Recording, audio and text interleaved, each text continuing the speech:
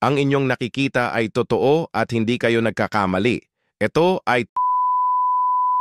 Oh my God! Wow!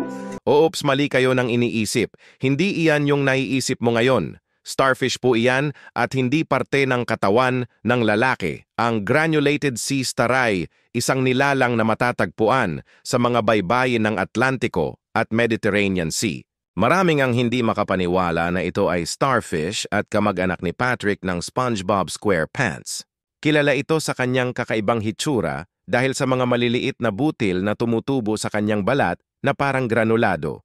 Ang mga butil na ito ay hindi lamang nagbibigay ng proteksyon laban sa mga predator, kundi nakakatulong din ito sa kanyang kakayahang makalangoy sa ilalim ng tubig.